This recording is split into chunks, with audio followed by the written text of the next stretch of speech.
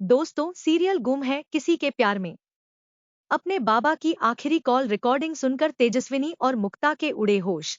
जिसके बाद तेजस्विनी ने लिया जूही के लिए बड़ा फैसला। गुम है किसी के प्यार में सीरियल में हमें देखने को मिलने वाला है कि जब नील फैसला कर लेता है कि चुप रहने से अब कोई भी हल नहीं होगा, इसीलिए वह मुक्ता और तेजस्विनी को बुलाकर उन्हें मोहित काका की आखिरी कॉल रिकॉर्डिंग सुना देता है।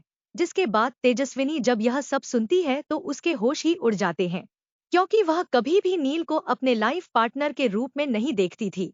जिसके बाद तेजस्विनी को इस बात का भी डर होता है कि कहीं उसकी वजह से जूही का रिश्ता ना टूट जाए। इसीलिए वह नील से रिक्वेस्ट करती है कि मेरे बाबा मुझे बहुत ज्यादा प्यार करते थे, इसीलिए उन्होंने मेरी खातिर यह फैसला लिया था, लेकिन तुम्हें इस फैसले में बंधने की कोई भी जरूरत नहीं है और तुम सिर्फ जूही से ही शादी करोगे। लेकिन नील यह सुनकर बहुत ज्यादा दुखी हो जाता है, क्योंकि नील तो खुद तेजस्विनी से प्यार करता है और इसीलिए जब वह तेजस्विनी को यह बताने की कोशिश करता है तभी मुक्ता और तेजस्विनी दोनों ही नील को रोक देती हैं और कहती हैं कि हम नहीं चाहते कि हमारी वजह से जूही का रिश्ता टूटे, और अगर ऐसा हो गया तो हम कभी भी अपने आप को माफ नहीं कर पाएंगे।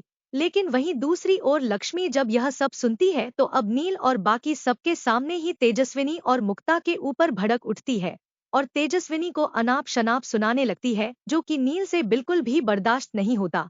इसीलिए वह भी लक्ष्मी को जवाब देने ही वाला होता है, लेकिन तभी तेजस्विनी समझ जाती है कि इन सब से तो बात और ज्यादा बिगड़ सकती है। इसीलिए वह नील का हाथ पकड़कर उसे बाहर लेकर चली जाती है, जो देखकर पूरे परिवार के होश ही उड़ जाते हैं, क्योंकि सभी को लगता है कि तेजस्विनी जानबूझकर नील को अपनी बातों में फंसा रही है। लेकिन जब तेजस्विनी अंदर आती है तभी सभी लोग उस पर भड़क उठते हैं।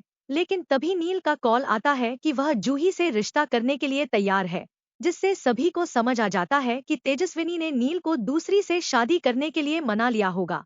लेकिन क्या तेजस्विनी का यह फैसला सही था और क्या नी सच में जूही से शादी करने के लिए तैयार है?